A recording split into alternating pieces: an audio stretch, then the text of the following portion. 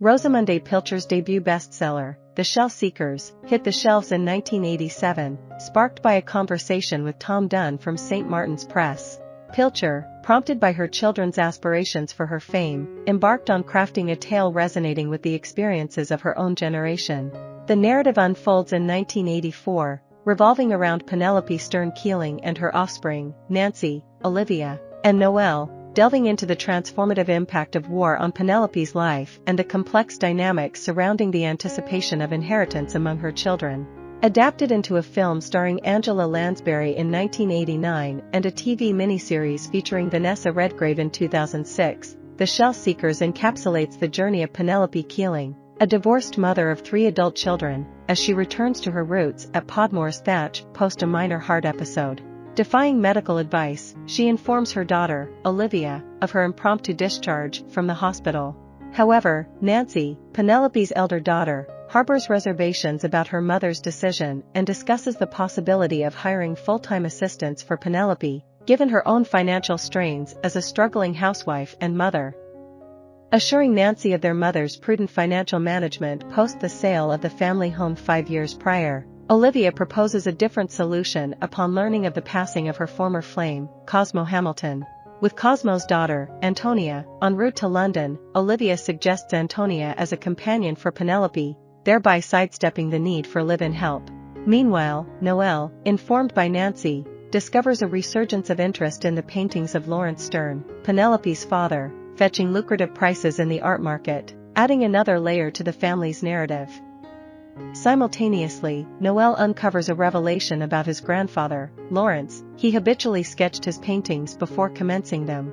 Consulting an antiquities expert, Noel learns that these sketches could hold significant value. Motivated by the prospect of benefiting from the sale of his grandfather's works, Noel resolves to discuss with his mother the possibility of selling 2 pieces by Lawrence Sterne, The Shell Seekers and an assortment of unfinished panels, while also on the lookout for any extant sketches.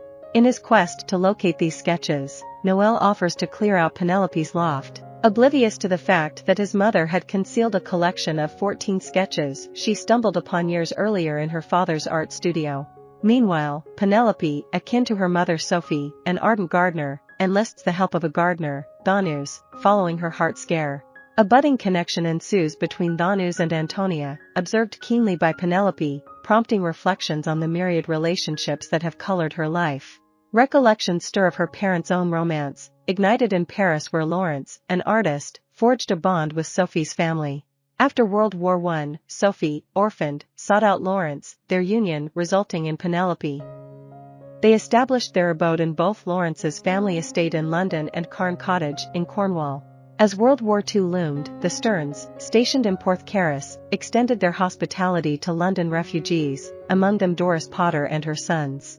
A visit to their London property uncovers the encounter with Lala and Willy Friedman from Munich, exposing Penelope and Sophie to the harrowing realities unfolding in Germany. Penelope found inspiration in joining the Women's Royal Naval Service. While stationed at the Royal Naval Gunnery School, she crossed paths with Ambrose Keeling. Their relationship quickly led to pregnancy, prompting a decision to marry.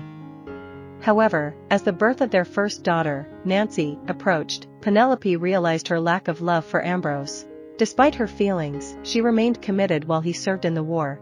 The arrival of the Royal Marines in Porthcaris, tasked with training United States Rangers, brought Penelope into contact with Major Richard Lomax.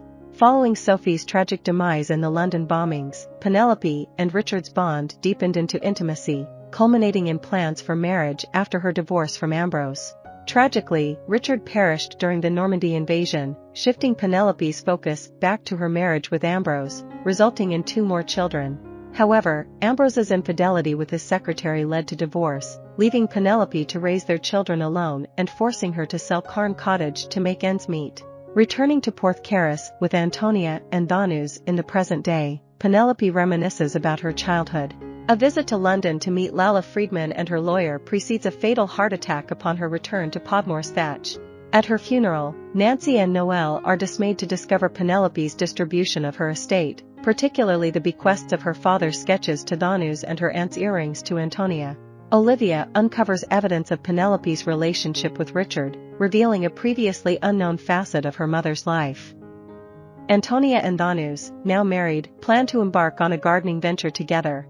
I hope you enjoyed this video. Leave a like if you did and be sure to subscribe. Thank you.